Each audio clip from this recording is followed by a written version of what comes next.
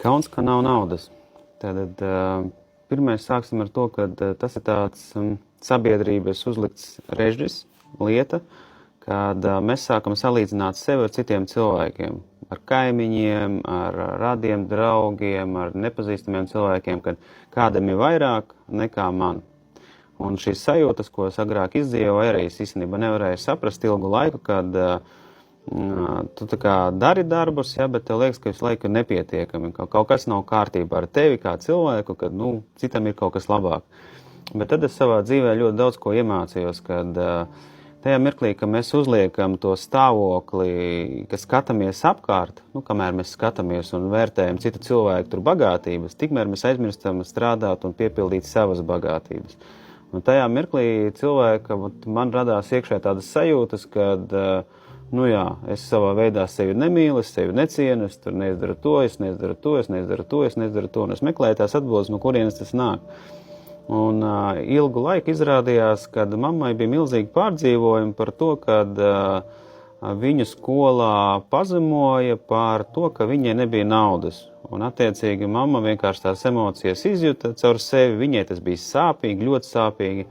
Un tad, kad bērns aug ģimenē, kur ir kaut kādas šīs sāpīgās lietas, kas ir paceltas augšā no kaut kādām iepriekšējām lietām, vai dzīvēm, tad cilvēks īstenībā pēc tam savā dzīvē atkal viņš cenšas piepildīt šīs lietas.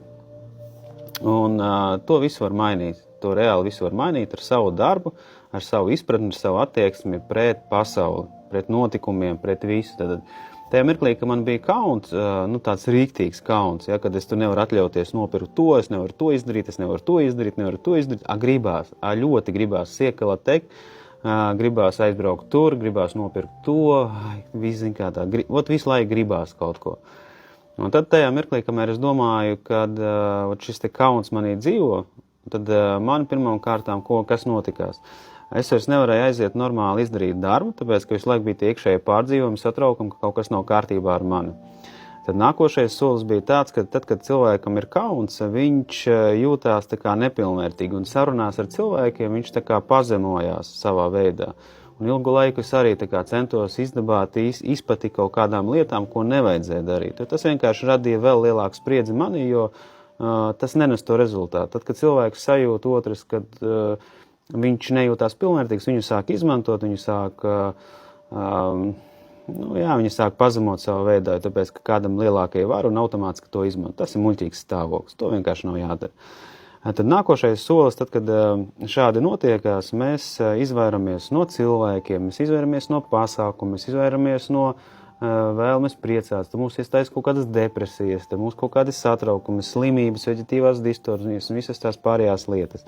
Šis te stāvoklis vienkārši liek ļoti daudz izprast dzīves notikumus. Kā darboties ar cilvēkiem, reāli, kā sadarboties ar cilvēkiem, kā darīt darbu, bet tā, lai būtu cieņa savā starpā ar cilvēku. Nevis tā, ka tu tagad kā paklājiņš izklājies, lai pa tevi staigātu, bet nē, vienkārši ar reālām situācijām. Un tad nākošais iemācās ļoti mīlēt darbu, cienīt, ļoti. Tu nāc uz darbu un pasakies par to, ka tev ir darbs, pasakies par to, ka tev ir nauda, par to, ka tev ir attiecības veidojas ar cilvēkiem, par to, ka tev nāk pasūtījumi. Tu vienkārši sāc šo stāvokli krietni izmainīt iekšēji.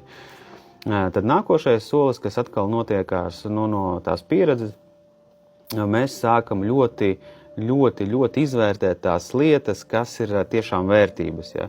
Jo tad, kad es sapratu, kad, pieņemsim, tā pati mašīna, jā, ir skaistas mašīnas, es piekrītu, ir ļoti skaistas, foršas mašīnas, viss notiekās. Bet tad, kad tu izvērtē savas vēlmes, vajadzības un iespējas kopā, tad tu saproti, ka tev īstenībā šobrīd ir viegli un patīkami būt tādā mašīnā, kurā tu viegli vari atļauties. Jo tad, kad cilvēkam ir milzīgs stress par to, kas viņam ir un viņš viņu nevar saturēt, tad īstenībā viņam rodas tā iekšējā tāda sajūta, ka, es neesmu sevi piepildījis, mani nemīl līdz galam, un cilvēks vienkārši ātri skrien, cenšas to visu noturēt, bet tā dzīvē tas nestrādā. Tāpēc svarīgi šādos stāvos, tad, kad ir kauns, un tad, kad tu jūties tā kā nepilnvērtīgi, ļoti sāk nodarboties ar savu iekšējo pasauli un mainīt tos priekšstatus, vārdus, darbības, notikumus, kas ir pašā galvā. Jo tad, kad mums galvā notiek milzīgs tāds putra ķīselis, tad mēs sevi ļoti daudz nomācam, ar visām tām muļķīgajām domām, notikumiem, darbībām un nedaram savu darbu reāli. Tad, kad es sāku darīt savu darbu, tad es reāli sakārtoju gan automatizāciju, gan pasūtījumu nāk iekšā, gan finanses, gan pašsajūta, gan veselība. Pilnībā viss vienkārši sāk strauji mainīties. Tāpēc cilvēki nav jābaidās par kaunu, ir jāsaprot, no kurienes tas nāk, kāpēc tā tas viss ir izveidojies un vienkārši sāk to visu mainīt ar savu reālo darbību. Reālu darbību. Nevis domāšanu, tāpēc, ka galvā ir milzīgs mākonis notiek. Bet tad, kad mēs sākam reāli darboties, mēs iegūstam visu to, ko mēs tā kā iekšā gribam. Un tas viss strauji sāk mainīties. Tā kā, lai izdodās izstrādāt visus kaut kādus iekšējos gļukus, darbības, un dzīve sāks vairāk sakārtoties.